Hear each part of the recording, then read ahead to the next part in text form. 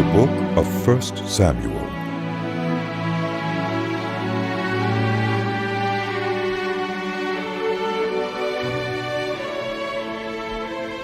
There was a certain man from Ramathaim, a Zuphite from the hill country of Ephraim, whose name was Elkanah, son of Jeroham, the son of Elihu, the son of Tohu, the son of Suph, an Ephraimite. He had 2 wives. One was called Hannah, and the other Peninnah. Peninnah had children, but Hannah had none. Year after year, this man went up from his town to worship and sacrifice to the Lord Almighty at Shiloh, where Hophni and Phinehas, the 2 sons of Eli, were priests of the Lord. Whenever the day came for Elkanah to sacrifice, he would give portions of the meat to his wife Peninnah and to all her sons and daughters. But to Hannah he gave a double portion because he loved her, and the Lord had closed her womb. Because the Lord had closed Hannah's womb, her rival kept provoking her in order to irritate her. This went on year after year. Whenever Hannah went up to the house of the Lord, her rival provoked her till she wept and would not eat. Her husband, Elkanah, would say to her, "Hannah, why are you weeping? Why don't you eat? Why are you downhearted? Don't I mean more to you than 10 sons?" Once, when they had finished eating and drinking in Shiloh, Hannah stood up. Now Eli the priest was sitting on his chair by the doorpost of the Lord's house. In her deep anguish, Hannah prayed to the Lord, weeping bitterly, and she made a vow, saying, Lord Almighty, if you will only look on your servant's misery and remember me, and not forget your servant, but give her a son, then I will give him to the Lord for all the days of his life, and no razor will ever be used on his head. As she kept on praying to the Lord, Eli observed her mouth. Hannah was praying in her heart, and her lips were moving, but her voice was not heard. Eli thought she was drunk and said to her, "How long are you going to stay drunk? Put away your wine." Not so, my Lord. Hannah replied, I'm a woman who is deeply troubled. I've not been drinking wine or beer. I was pouring out my soul to the Lord. Do not take your servant for a wicked woman. I have been praying here out of my great anguish and grief. Eli answered, "Go in peace, and may the God of Israel grant you what you have asked of him." She said. May your servant find favor in your eyes. Then she went her way and ate something, and her face was no longer downcast. Early the next morning, they arose and worshipped before the Lord, and then went back to their home at Ramah. Elkanah made love to his wife Hannah, and the Lord remembered her. So, in the course of time, Hannah became pregnant and gave birth to a son. She named him Samuel, saying, Because I asked the Lord for him. When Elkanah went up with all his family to offer the annual sacrifice to the Lord and to fulfill his vow, Hannah did not go.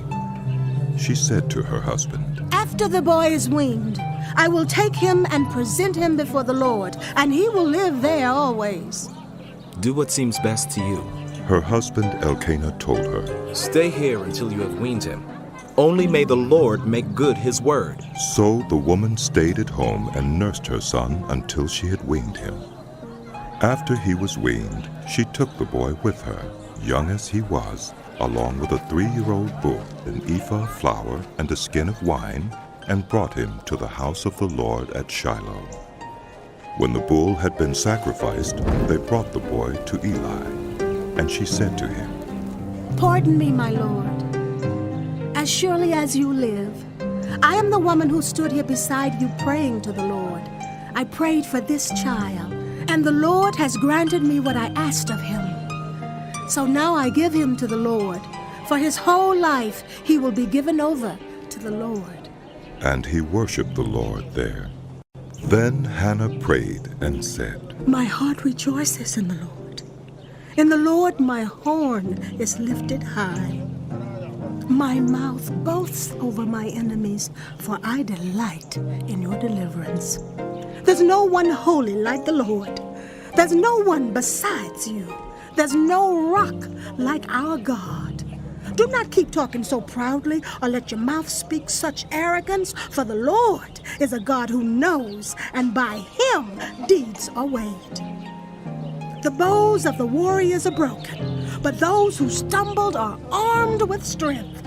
Those who were full hired themselves out for food, but those who were hungry are hungry no more. She who was barren has borne 7 children, but she who has had many sons pines away. The Lord brings death and makes alive. He brings down to the grave and raises up. The Lord sends poverty and wealth. He humbles and he exalts. He raises the poor from the dust and lifts the needy from the ash heap. He seats them with princes and has them inherit a throne of honor. For the foundations of the earth are the Lord's. On them he has set the world. He will guard the feet of his faithful servants, but the wicked will be silenced in the place of darkness. It is not by strength that one prevails. Those who oppose the Lord will be broken. The Most High will thunder from heaven. The Lord will judge the ends of the earth. He will give strength to his king and exalt the horn of his anointed. Then Elkanah went home to Ramah, but the boy ministered before the Lord under Eli the priest. Eli's sons were scoundrels. They had no regard for the Lord. Now it was the practice of the priests that whenever any of the people offered a sacrifice, the priest's servant would come with a 3-pronged fork in his hand while the meat was being boiled, and would plunge the fork into the pan or kettle or cauldron or pot. Whatever the fork brought up, the priest would take for himself. This is how they treated all the Israelites who came to Shiloh. But even before the fat was burned, the priest's servant would come and say to the person who was sacrificing, "Give the priest some meat to roast. He won't accept boiled meat from you, but only raw." If the person said to him, "Let the fat be burned first, and then take whatever you want," the servant would answer, "No, hand it over now. If you don't, I'll take it by force." This sin of the young men was very great in the Lord's sight, for they were treating the Lord's offering with contempt. But Samuel was ministering before the Lord, a boy wearing a linen ephod. Each year his mother made him a little robe and took it to him when she went up with her husband to offer the annual sacrifice. Eli would bless Elkanah and his wife, saying, May the Lord give you children by this woman to take the place of the one she prayed for and gave to the Lord. Then they would go home, and the Lord was gracious to Hannah. She gave birth to 3 sons and 2 daughters. Meanwhile, the boy Samuel grew up in the presence of the Lord. Now Eli, who was very old, heard about everything his sons were doing to all Israel, and how they slept with the women who served at the entrance to the tent of meeting. So he said to them, Why do you do such things? I hear from all the people about these wicked deeds of yours. No, my sons, the report I hear spreading among the Lord's people is not good. If anyone sins against another human being, God may mediate for the offender. But if anyone sins against the Lord, who will intercede for them? His sons, however, did not listen to their father's rebuke, for it was the Lord's will to put them to death. And the boy Samuel continued to grow in stature and in favor with the Lord and with people. Now a man of God came to Eli and said to him, This is what the Lord says. Did I not clearly reveal myself to the family of your ancestor when they were in Egypt under Pharaoh? I chose your ancestor out of all the tribes of Israel to be my priest, to go up to my altar, to burn incense, and to wear an ephod in my presence. I also gave your ancestors' family all the food offerings presented by the Israelites. Why do you scorn my sacrifice and offering that I prescribed for my dwelling? Why do you honor your sons more than me by fattening yourselves on the choice parts of every offering made by my people Israel? Therefore, the Lord, the God of Israel, declares, I promised that the members of your family would minister before me forever. But now the Lord declares, far be it from me, those who honor me I will honor, but those who despise me will be disdained. The time is coming when I will cut short your strength and the strength of the members of your family, so that no one in it will reach old age, and you will see distress in my dwelling. Although good will be done to Israel, no one in your family line will ever reach old age. Every one of you that I do not cut off from serving at my altar, I will spare only to destroy your sight and sap your strength, and all your descendants will die in the prime of life. And what happens to your two sons, Hophni and Phinehas, will be a sign to you. They will both die on the same day. I will raise up for myself a faithful priest who will do according to what is in my heart and mind. I will firmly establish his family line, and he will minister before my anointed one always.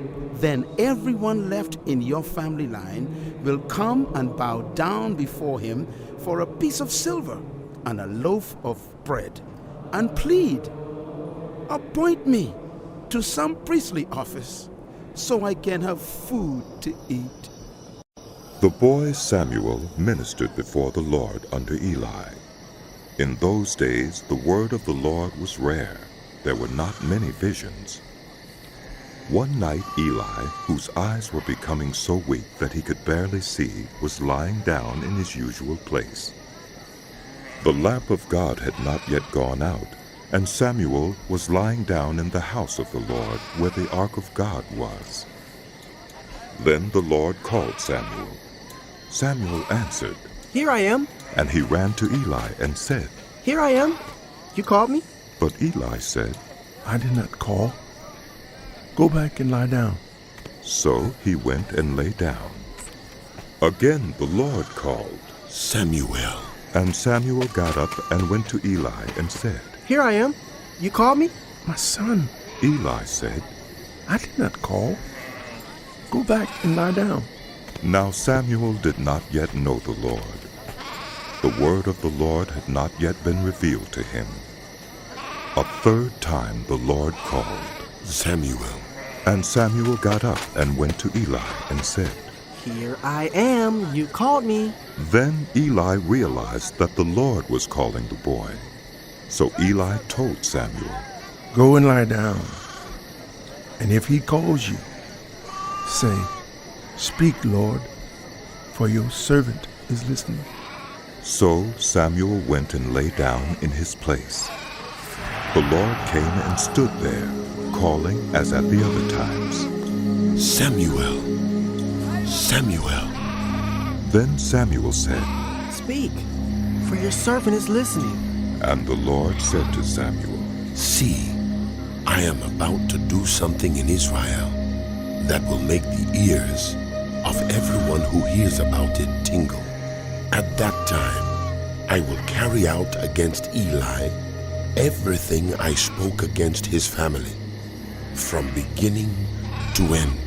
For I told him that I would judge his family forever because of the sin he knew about. His sons blasphemed God, and he failed to restrain them.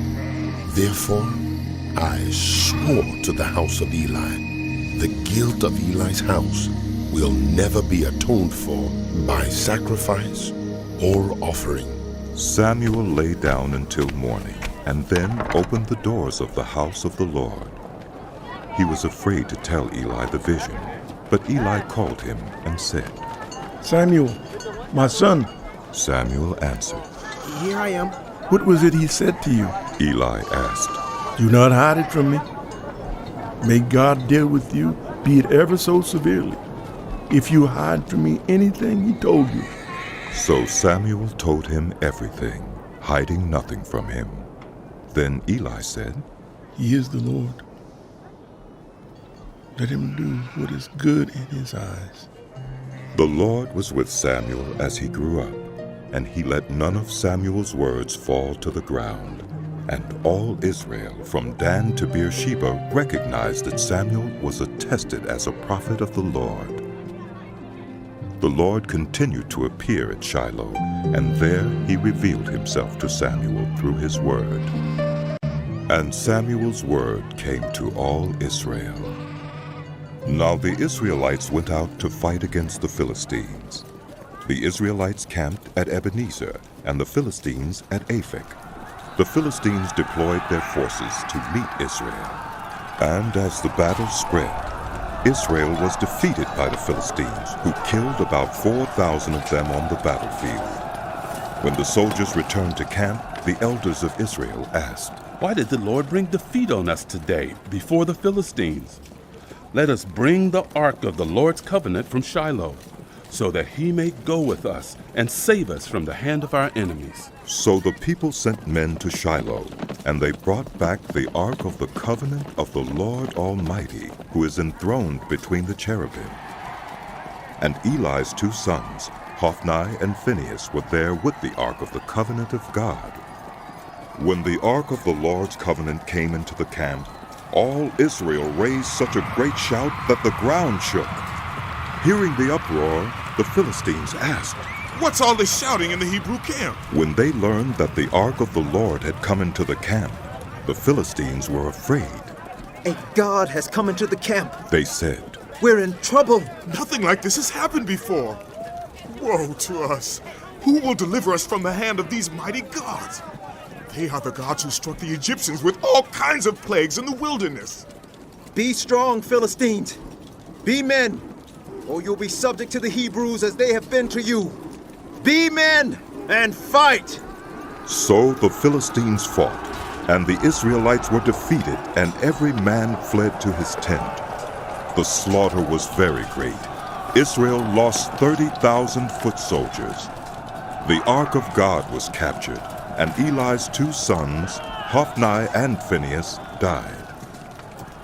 That same day, a Benjamite ran from the battle line and went to Shiloh with his clothes torn and dust on his head. When he arrived, there was Eli sitting on his chair by the side of the road watching, because his heart feared for the ark of God. When the man entered the town and told what had happened, the whole town sent up a cry. Eli heard the outcry and asked, What is the meaning of this uproar? The man hurried over to Eli, who was 98 years old and whose eyes had failed, so that he could not see. He told Eli, I've just come from the battle line. I fled from it this very day. Eli asked, What happened, my son? The one who brought the news replied, Israel fled before the Philistines, and the army has suffered heavy losses. Also, your 2 sons, Hophni and Phinehas, are dead, and the ark of God has been captured. When he mentioned the ark of God, Eli fell backward off his chair by the side of the gate. His neck was broken, and he died, for he was an old man, and he was heavy. He had led Israel 40 years. His daughter-in-law, the wife of Phinehas, was pregnant and near the time of delivery. When she heard the news that the ark of God had been captured and that her father-in-law and her husband were dead, she went into labor and gave birth, but was overcome by her labor pains. As she was dying, the women attending her said, Don't despair. You have given birth to a son. But she did not respond or pay any attention. She named the boy Ichabod, saying, The glory has departed from Israel. Because of the capture of the ark of God and the deaths of her father-in-law and her husband, she said, The glory has departed from Israel. for the Ark of God has been captured. After the Philistines had captured the Ark of God, they took it from Ebenezer to Ashdod. Then they carried the ark into Dagon's temple and set it beside Dagon. When the people of Ashdod rose early the next day, there was Dagon fallen on his face on the ground before the ark of the Lord. They took Dagon and put him back in his place. But the following morning when they rose, there was Dagon fallen on his face on the ground before the ark of the Lord. His head and hands had been broken off and were lying on the threshold. Only his body remained. That is why to this day neither the priests of Dagon nor any others who enter Dagon's temple at Ashdod step on the threshold. The Lord's hand was heavy on the people of Ashdod and its vicinity. He brought devastation on them and afflicted them with tumors. When the people of Ashdod saw what was happening, they said, The ark of the God of Israel must not stay here with us, because his hand is heavy on us and on Dagon, our God. So they called together all the rulers of the Philistines and asked them, What shall we do with the ark of the God of Israel? They answered, Have the ark of the God of Israel moved to Gath. So they moved the ark of the God of Israel. But after they had moved it, the Lord's hand was against that city, throwing it into a great panic. He afflicted the people of the city, both young and old, with an outbreak of tumors. So they sent the ark of God to Ekron. As the ark of God was entering Ekron, the people of Ekron cried out, They have brought the ark of the God of Israel around to us to kill us and our people. So they called together all the rulers of the Philistines and said, Send the ark of the God of Israel away. Let it go back to its own place, or it will kill us and our people.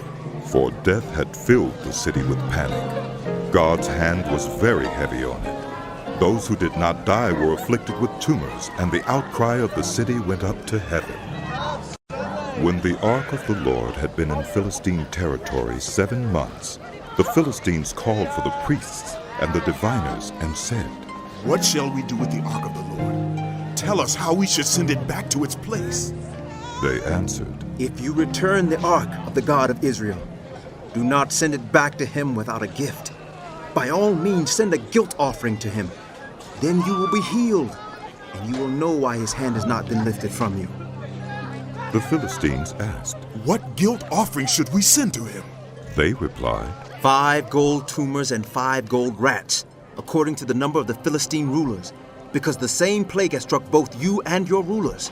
Make models of the tumors and of the rats that are destroying the country, and give glory to Israel's God. Perhaps he will lift his hand from you and your gods and your land. Why do you harden your hearts as the Egyptians and Pharaoh did? When Israel's God dealt harshly with them, did they not send the Israelites out so they could go on their way?